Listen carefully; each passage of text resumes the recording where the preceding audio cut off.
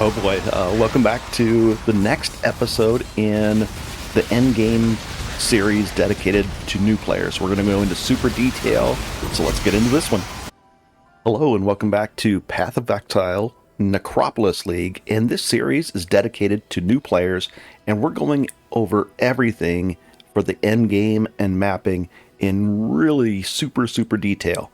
This is episode 5, and we're going to be covering how to unlock your Merciless Lab, and that means once you've ascended, you've done that during the during your campaign, and you've unlocked your ascendant, and you've got 2 points to spend, then 4 points, then 6. Well, we're going to show you how to unlock your 7th and 8th point to spend, which is really key. We're also going to go over what I think is one of the most important apps for Trade League, and that's PoE Awakened Trade. It's a third-party app. It's 100% allowed by GGG, the producers of Path of Exile. And then we're going to briefly go over Divination Cards, and they're important as well. So let's do that. And then at the bottom, you're going to see chapters. So if you've seen this, we're going to do a little recap of 1 through 4, and you can always skip ahead. So let's do that.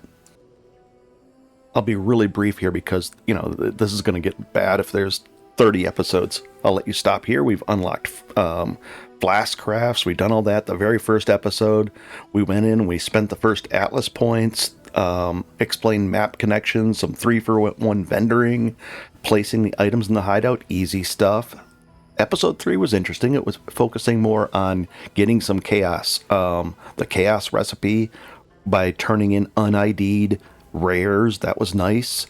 How to use your premium stash tab and the importance of that for buying and selling in bulk, very important. One of the secrets that not very many people really talk about, but selling certain items in bulk is really extremely important. Instant healing potions, very important as well. We went over that. And then episode 4, we mentioned it's kind of blurry, always to check your settings. Make sure it's at 1080p in YouTube. If you haven't done this, item filters, definitely watch the video. I'll try to put a link in the description again. This is nice for glass bauble vendors. There might be a better vendor to get them from instead of the Wayland in Act 10. There might be an easier one that's a little bit closer. Affinities, PoE Planner, and we spent the next 30 points. So let's get into this episode. Oh boy. And we explained Keurig. Oh boy. So what I mean by the Merciless Lab and ascending is if you go to your character and you'll see this little dot here, and you should have been during the campaign already spending a total of 6 points so far, because you have to do the lab 3 different times. You know, you want to get the next ones, and you should be to this point where you can safely do it. But things changed a little bit. Now, to be able to get in there and unlock the ability to run that lab, you're going to need these offerings of the goddess. So I'm going to press my shortcut key, which is tied to F1, and it'll show me the price on those. And then I can just switch it over to chaos price, and it looks like it's 1 chaos will get me or 4 chaos will get me 1 of these items. So I could go and trade for it on the Trade League, or when you're doing maps, you'll occasionally stumble across something that looks roughly like this with a portal. And if you go in and complete it, you will get one of these in maps. So it's like a little mini trial. You go to the end of it. It's kind of convoluted. It's not the shortest of things to do. But if you really need one of these and you don't want to buy them, you could do it that way. So let's go take a look at it. And you're going to run right in here. You can always, now you've unlocked Aspirant's Plaza, so you don't have to come to this Act 3 and go into Sarn. So you're going to go in here, and this is where you have to have this on you when you come here, and you have to have one of those on you, and then you highlight that, activate it, go in, complete your labyrinth. Make sure to bring a couple extra like I'm leveling up some, like right here, I would probably bring in a bunch of regular Cyclone, what do you call it? Cyclones of Tumult or something like that, or the regular Cyclone, not a transcendent gem, a gem that's transcended into the newer versions. because you get, I think, 2 shots at the end in the gem altar, and then you can ascend from there, fight the guy. Be really careful. Maybe even bring 2. Make sure you have 2 instant heal life potions, because you don't want to get caught by one of those traps and then get sent to the back. Have to use a new one of these. But it's really important to get through and complete that and unlock those points. So definitely get that done. It's going to help a ton. Okay, next up. Some locations you can't do that /hideout, so I'll try it here, /hideout, and I can't do it. That's okay, we can just go back this way to our hideout. In the last episode, we went and we've got Nico in our Atlas, and he's in there 100% of the time, so you can go to that episode to walk through that, but he's in there all the time. So the odd thing is, you start to drop these things, and I would say it's almost every 1 out of 5 times, maybe 1 out of 6 times that you hit one of those sulfite mounds and get that, these things drop. And these are called Divination Cards. You probably have a lot of them. But Lilyroth is actually one of the people that you can actually trade them in with. You don't need to go back into the campaign and find Tsunami, that guy, and trade it in. We can just do it here. So whenever you have a full stack of cards, this particular card only needs 1 to be a full stack. You can turn it in for whatever the reward is. In this case, it's those alteration orbs that we went over in, I think, episode 3. So it's going to give us 10. And I'm just going to take all of them. And I hold control and left click, trade, control left click. It comes right back out, trade. So it goes a little quicker. Pretty cool. Now I got 40 of those. We know that between 3 and 4 is worth an chaos. So this is definitely worth at least 10 chaos. Not bad at all. Probably even 12, maybe? Close. Cool. Let's go over the most important thing for Trade League next. The most important app, third-party app, and it's allowed by GGG, is called PoE Awakened Trade. I'm going to put a link down in the description to go there, and then it'll bring you to this page right here. And this does quite a bit. This does price checking. You can look up items directly onto Wiki. There's a lot. Oh, that you can do hotkey stuff, and I'm going to go over that in a second, but I want to show you the page to go download it from. What I did in Google, I typed in PoE Awakened Trade download. It brought me to the GitHub page, and I'll put a link down below, but you can search for it or use the link either way. He does have a Patreon for the guy that's been working on this and keeping it updated. You can do a quick start guide, but you want to do one of these installs and install it and go from there, and it'll automatically run when PoE. Well, actually, it doesn't. You have to actually start it up when PoE is running, and then stop it when you're done with it. But let's go to the next step. Okay, so once you've got it up and running and you're in the game, you're going to bring up the settings. And I'm not sure what the default is. I'm just not sure what the overlay to bring up the default is. For me, I have control space brings it up. But this is going to bring up your ability to change things. So basically, there's 2 main things you can use this for. By far, 90% of the time, it's used for price checks. I've reset the key from, I think it's Shift D to F1. Then the item info, you can actually look up items, the link to the wiki page, using Shift F1 or whatever you set it to. So price checks. Let's go over that right now, and then we'll come right back to this. During the intro of this video, I was out in the field and I found a bunch of things on the ground. So now I want to do a price check. So PoE Awakened Trade, I press F1, and this item I found. Let's find out how much it's worth. Maybe only 1 chaos. I could do some more research and maybe find out if I could sell it for 2, or if I held Alt and I'd look at the ranges and I said, oh, this is a really well-rolled item. There's all kinds of things. There's possibilities that you could do it, but this quick look, 1 chaos, nope. And then in earlier maps, I found these. So let's price check those as well. But then this item I found.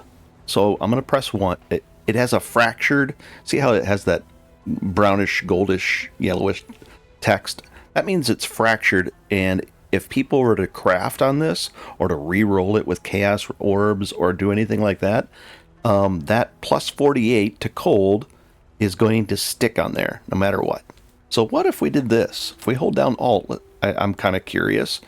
If we hold down Alt, and we look at the roll on it, it's a tier 1 being the best. Tier 8 or 9 or something down there. I think, is there a tier 10? Being the worst. So it's the best roll you can get, tier 1, and not only that, but it rolled the best. It could have rolled 46, 47, 48. So I said, I'm actually interested. Maybe this is worthwhile. So we're going to press F1 again, but you have to look for this hidden thing, because you're going to put in fracture. We're going to say, hey, look for things that are fractured as well. So we go back, and we'll leave that the same, and all of a sudden this came up. I said 3 divine. Now, I could do in some more research and really find out if this item is worth that much, but I'm not going to. I'm just going to come over to my sell tab. You have a premium tab if you bought one through the shop, and you can start selling things. There's ways that you can sell things on the forums without having premium shops, but that's a whole nother story. So we're just going to, I don't care. I'm just going to toss it up there, and I'm going to sell mine for 1 divine. I want to get rid of this. If somebody wants it, they can do that. Now, here's the thing. If 5, 6 people instantly message you, take it out of there and reset your price. Don't feel bad that you've done something horribly wrong here. But in general, if it's 1 divine, I'm happy with this. So we're going to go over there, and we're going to reset our, we're going to update the trade database by stepping in and stepping out of it helps update it and refresh it. Cool. Now we found other items as well. This item I'm not going to deal with. I'm just going to vendor it. Now we get some alteration or alchemy shards. That's nice. We're going to vendor that. And let's do a price check on these. Now, here's an interesting thing. Veiled Scarabs. Up here where it says stock, it's got 5 of them. And it looks like they sell for about 3 for 1. So 5 of those would be 15. I'll sell them for 14. So I'll be the cheapest one selling these Veiled Scarabs. So I'm going to sell these as well. And I've just done a price check. Pretty cool. So we're going to right click, exact price. It was going to be 3 for 1, so 15. I'm going to say 14 for 5 of these. I want to sell fast. Cool. And let's do this tattoo that dropped. Let's see what that's worth. We're going to say in those. It looks like 20, 23. We'll do ours for 22. And in this case, we can just do exact price 22. Nice. And this is all because of PoE Awakened Trade and the ability to just do a quick price check. Now that might be a little low. You might be able to get 24, 25. I'm not worried about it. Let's update that and go on to the next thing with the PoE Awakened Trade. Now here's the thing. PoE Awakened Trade just gives you a baseline. Don't trust it for everything. If you've got an item that it says it's worth 4 divine, 5, 10 divine, well, there might be people on there that are selling them, but they're not really selling them, and they're trying to trick people into selling theirs for 10 divine when it's really worth 30 divine. So as you start getting into more serious items, pay a little more close attention. Go in there and really research the item. If you get spammed when you sell an item for 10 divine and 10 people are instantly messaging you, that item's probably worth a lot more, and don't feel bad about learning through that. Let's keep going here. Now, this particular video that we're doing right now is just the basics. There's a lot more. You can put cheat sheets up. You can tie widgets. You can do sorting, map rolling. You can check your maps. But we're just focusing on the price check and the hotkeys. And so price check in general, you can do different things as well. Go ahead and take a look in there, the font size. And then we're going to go to chat. And here's a neat thing. So what you do is you You come in here and I typed in /hideout, and then I said, tie it to the F7 key. So if I press F7, it'll bring me to my hideout. Really cool. Now look at this one. It'll say, at last, thank you. So when I trade with somebody and they say thank you, I can just press 9 and say thank you. Or I could say thank you, have a great day, or thank you very much, whatever you want to say. Or just TY, or nothing at all. So I just press F9, and then I press F8 to leave the group, and then I press F7. Now these, you can put these in any order, but that's what I do. So I press F9, F8, F7 to finish out the trade. Let's go over a few. I can trade with or invite the last person. When somebody sends me an invite, I can just press, or not an invite, they send me an offer to trade. I can just press Shift X and it invites the last person. So if I'm in a map and it's really hectic and I don't want to sit there and try to click on things, I just press Shift X. Also down here, if I press F4 and I do a lot of delving, they make an offer. I don't want to ignore them, but you know, the fights are crazy. I don't want to sit there and type out in the middle of a fight. So I press F4 and it replies to the last person with, hey, 1 second, I'm in a fight. Most likely I'm in delve. And they're cool with it. I can reset my EXP, not the actual EXP. Whoa. Down here, if you hover over your EXP bar at the bottom, it'll show you your EXP per hour. But let's say you're doing a test and you're running certain things over and over, and you want to start the test over. You can actually type in /reset underscore XP in your command line on the text on your chat, or for me, I just press F6. Let's see if I've got anything else set. Played is your played hours, and then there should be a leave too. Oh no, not leave. What about exit? If you type in exit, you'll exit to your character screen. Now in hardcore, this is the logout. It's called a logout macro. It's allowed by by Grinding Gear Games, and for me, I just tied it to Shift Q. I did use it once on this character, only because the place I was in was really, really tough, and I was about to level, and I think it was a Soul Eater mob. I just didn't want to die. Generally, I don't use this in softcore trade. In hardcore, I would say lots and lots of people use it. Everybody, except for the people that agree not to, or they're, hey, I'm not using the logout macro. Now, the thing is, let's get rid of that. The thing is, it's the same as doing this.